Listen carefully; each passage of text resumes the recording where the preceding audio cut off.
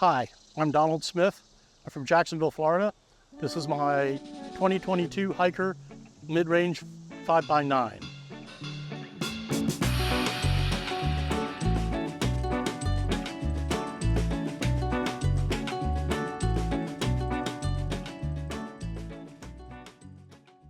I was looking for a platform that would be good for me to drive to Alaska, which I'm planning to do next year.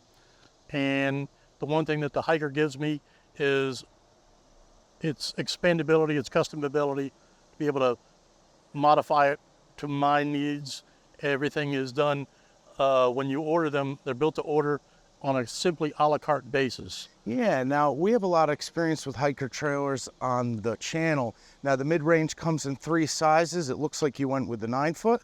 Correct. Right down the middle, the Goldilocks version. Right. I was really looking at a price point when I started this process. I actually started the process in 2019 when I bought my truck, and I talked myself out of it, and I looked at maybe using my truck as a camping shell inside. That wasn't going to be suitable. I went with an idea with a tent, but on a long trip like going to Alaska, that wasn't going to work either. So I went back to the square drop process, and I went back to Hiker, and it was between Hiker and another company that's in Florida that I chose to stay away from. And I went with the Hiker. I outfitted it with the dark gray so that it would match my my truck. My tow vehicle is a 2019 Tacoma, and it's in the metallic gray. This is as close to that as I could get. The colors are optional. They have a number of colors. So you have the 9-foot mid-range. You went with that dark gray. It does match your truck nice. We're definitely going to check that out. But we have so many options. I can't emphasize enough the a la carte aspect of going with Hiker. Yes. So what are some of the big ones that you went with? How you got 1-door, 2-door? I went with the 1-door because I knew that I was going to put in a bunk, a single bunk, rather than utilize the whole floor. One of the things I learned when studying these and researching was that they have a tendency to get clammy inside, and that has an adverse effect on the mattress. So I built this essentially a bunk bed to raise it up off the floor, and has venting underneath, so Excellent. it stays dry and arid underneath the Staying mattress. dry and moving air is the name of the game in these small trailers. Now you went with the double, so you have the screen door I have the option, screen door. Speaking of ventilation. And the screen door, the windows open, and I have the max fan up top, and it gives me plenty of ventilation, providing the area where I'm sleeping is not overly hot. Now I see you went with the 270 awning. Is this 23 and 0? 23-0, the Peregrine, I think they call it. So this is a really high quality awning, and most people love it. What do you feel about setting it up, taking it down? Is it built how you wanted it to be built? Well, I was originally just thinking about the 6x8 or 6x9 awning that went straight out from the side, but when I was talking to the reps at Hiker, they were saying to me, well, you know, you're not going to have coverage over the galley. Yeah. And so they talked me into it. It was a good choice, but it is cumbersome to set up and tear down by yourself. It takes about 30 minutes to set it up.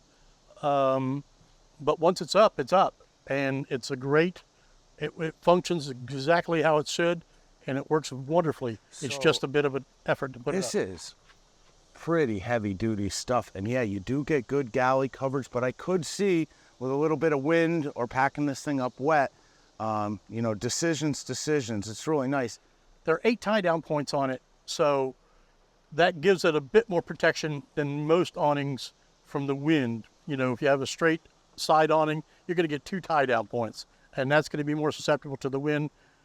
These are 8 tie-down points in different directions, so it does probably have a bit more resilience in moderate wind conditions. So this table is an option, slides in on the side. What did you think about this? Well, I knew that I was going to have something extending my galley, so this was a no-brainer for me to put the cook side table on it with my 11-pound gas bottle right here, so it works fluidly with my camp stove. He's got the Hiker trailer mount for the 11 pound, and you went with a solid, tried and true Coleman.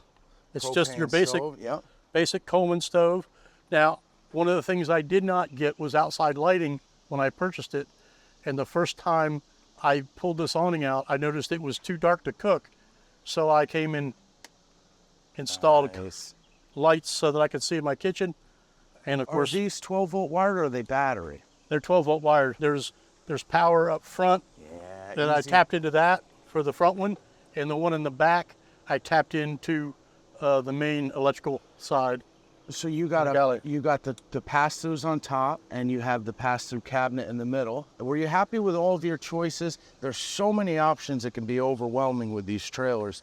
You happy with the general layout inside? Well, yes, overall I'm happy. One thing, and speaking to you earlier, I think we both know is experience is the best teacher. Yeah. And knowing that there are probably things that I would have done differently if I had choice to do it again today. What are one or two of the biggest things that if you could do it again, or you were talking to somebody in the market for a hiker trailer, you would tell them they have to get? Well, obviously an awning. You have no protection. You're not going to want to sit inside this in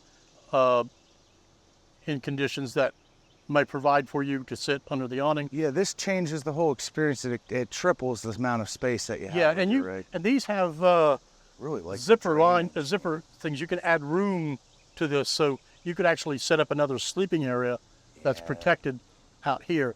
One of the things that I would probably say I wouldn't do again would be these drawers. And not because I don't like the drawers, I do. But the way they're installed, you have this area here You have some dead space. that's, I am able to utilize some of it, but there's dead space there. And when you have a very limited amount of space, every inch that you can get, Absolutely. you would do. Now, what's one more thing that you just say is a must that you know anyone looking for this trailer should get? The awning. You know, that's something that everybody has to make a decision for themselves. I obviously went both with the purchase of the vehicle and aftermarket. I added plenty of solar. I can live, I can sustain almost indefinitely on the power that I have the ability to store. Store power, I've got a 200 amp hour. I see the 200 AGM. amp hour AGM, and then I see two charge controllers. Yeah, This one PWM you got with the trailer, but you added another. I added this one, and when I added it, I actually added two 100 amp hour, 100 watt, cells from, I got them from Renogy, and they're very good. They're quite affordable. But I went ahead and added Before this. we leave, is this the 24-inch galley option? or- 17. So you went with the If 17 I for went with more it, room if inside. I did it again, I'd probably get a 10-foot With the 24. and the 24. Okay. I would go that route. Galley space is big. And then, see, I put this road shower in. I didn't put it up so much for showering, but for additional water storage, because I don't have, on this trim level, you cannot get under chassis water tank. That's right. You have to go to the mid-range XL Because to gain the clearance. It lifts 2 inches. and then you can get a water reservoir. And I probably would go that route because I find myself hitting my head going into the entry quite a bit. 2 inches lift would prevent that. But this provides me 7 gallons of water, and I have an aquatainer you can buy at any Walmart or most any department store that has outdoor gear. So this flexible panel came with your trailer. You got This the one came on it. flexible, panel. It's glued down. They use a sealant on the front. There's a really nice install on this. Cable entry, that goes back to a PWM. They have multiple options for batteries and chargers.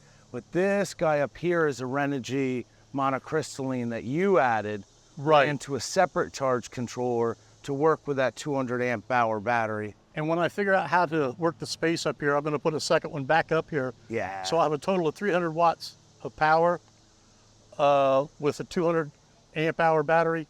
I have nothing that draws big amps. These Max fans are incredibly efficient on power consumption. This was one of the things that when I was asking you what things you would tell everyone to go with, I was surprised that wasn't the first thing you said. Get the quality, the ventilation that can be used in the rain. I don't really have anything to compare it to, but when I was going through the process, I had selected the next level down and the people at Hiker said, you're going to want to go this route. Now they have an incentive to upsell, I'm sure. Sure, but they're also pretty good about things like you've talked about experience being the best teacher. You want something that moves air quietly, that can be used even when it's raining. It's the most muggy, and they're not all created equal. There's a couple really good ones, but that's one of them. And this week, I've been out.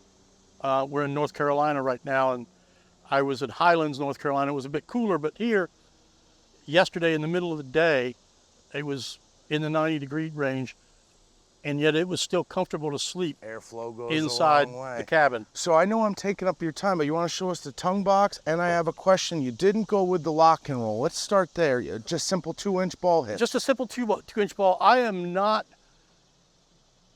have no desire to do any extreme overlanding. I am Now, simply. he is capable, by the way. If he wanted to, his tow vehicle, oh, he's sporting his Hiker.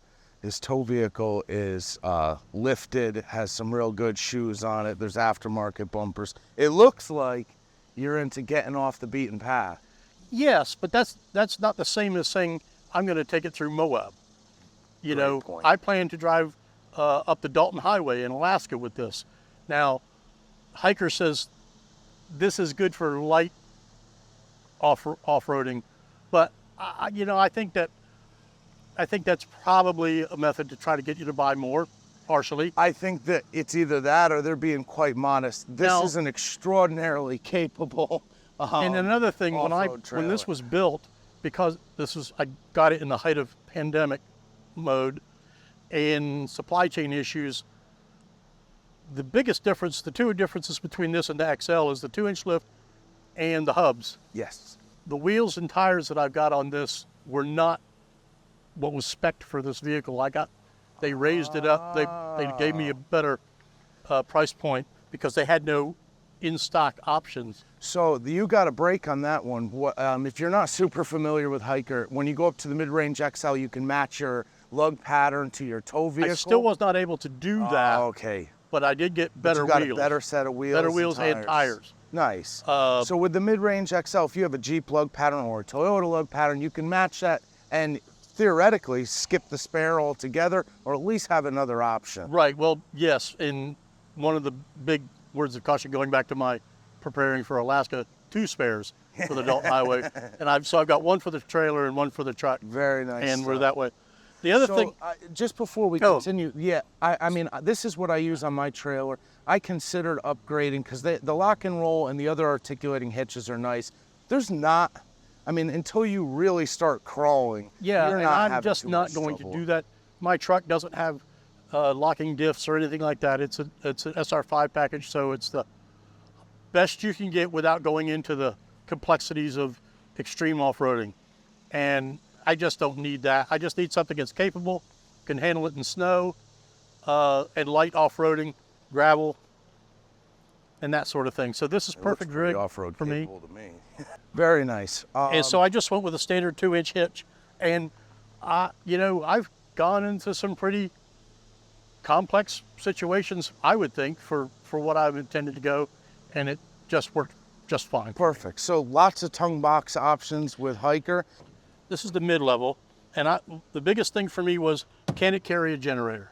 Get it out of the rain, and yeah. And so I've got the hose for my shower. I've got a fill hose.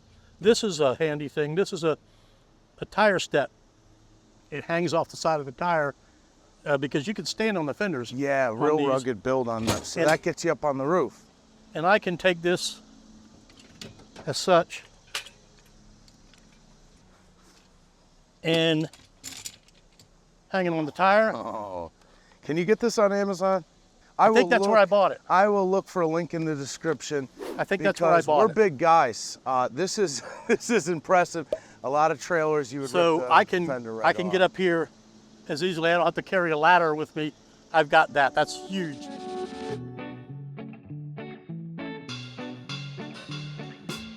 Well, we got a lawnmower going by. I want to thank you so much for taking the time to give us your honest review and walk through on your trailer. The big question I'll ask to leave the viewers with, Hiker trailer, if you did it all over again, 2 thumbs up. Would you go to that Brandon, Florida you talked about? 9 out of 10. 9 out of 10. Hey, that's hard to beat. Thank you so much for your time. You bet. And we will see Glad to you be here. Thanks for guys having me. next time. We're long lost brothers. Mine is really messy. But look at the deck systems on the gray tacos. Now his is top to bottom, all of his stuff is nicer and cleaner. But I just thought that was too funny. I have to say I have never been more in love with a more inefficient use of space than this deck system. It doesn't use the space very well, but it does keep you from having to climb in and out. It's absolutely true, and I promise you, we don't know each other. We met here on the road. Met 24 hours ago. Both of us have the same opinion of this deck system. It is hard to beat.